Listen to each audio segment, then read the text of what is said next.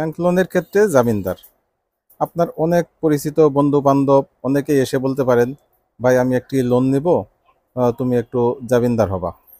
তো আপনি জামিনদার হতে পারবেন কিনা বা হলে আপনার জন্য কি কি বিপদ অপেক্ষা করছে, সংক্ষেপে এই বিষয়টি আজকে আমি তুলে ধরবো। আশা করি ভালো লাগলে চ্যানেলটি সাবস্ক্রাইব করবেন এবং নিত্য নতুন এই ধরনের আইনি পরামর্শ এই চ্যানেলে পেয়ে থাকবেন ইনশাআল্লাহ।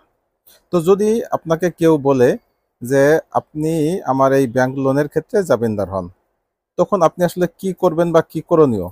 মূল বিষয়টা হচ্ছে জামিনদার আসলে কে বা কেন।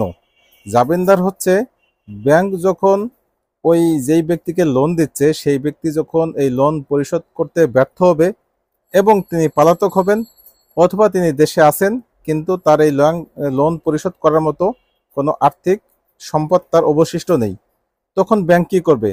ব্যাংক তো তার টাকা সে মাফ করবে না। তখন সে দ্বিতীয় ব্যক্তি হিসেবে আপনাকে ধরবে, আপনার বিরুদ্ধে অ্যাকশনে যাবে এবং আপনার থেকে সেই টাকাটা আদায় করবে।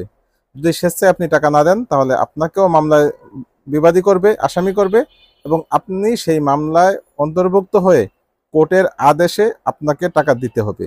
যদি আপনি স্বেচ্ছায় না দেন তাহলে প্রয়োজনে আপনার যে স্থাবর সম্পদ আছে সেই স্থাবর সম্পদ ক্রয় করে সেটা বিক্রি করে কোর্টের মাধ্যমেই এই টাকাটা ব্যাংকে পরিশোধ করা হবে। তার মানে আপনি যার জামিনদার হচ্ছেন অনেকটা এমন যে লোনটা আপনিই তুলতেছেন।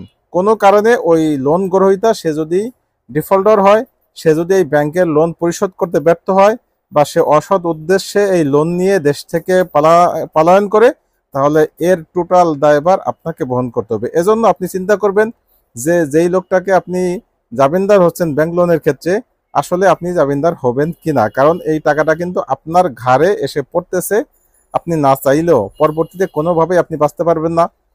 আপনি ব্যাংকে বলতে পারবেন না যে আমি তো ভাই একটি সাক্ষীর মতো মনে করেছিলাম বা এখানে একটা স্বাক্ষর দিতে হয় তাই আমি দিয়েছি। এই ধরনের কোনো কথা আপনার আইন আদালতে টিকবে না। আপনাকে জামিনদার মানে ওই ব্যক্তি অপারগ হলে বা ওই ব্যক্তির অনুপস্থিতিতে আপনি এই লোন পরিশোধ করতে বাধ্য। এটাই হচ্ছে জামিনদারের মূল বিষয়। এজন্য এই কোনো কারো ব্যাংক লোনের ক্ষেত্রে জামিনদার হওয়ার ক্ষেত্রে খুবই সচেতন থাকবেন। যদি ভালো লাগে চ্যানেলটি সাবস্ক্রাইব করে সাথেই থাকবেন এবং আমাকে সাপোর্ট করার জন্য আপনাদেরকে ধন্যবাদ।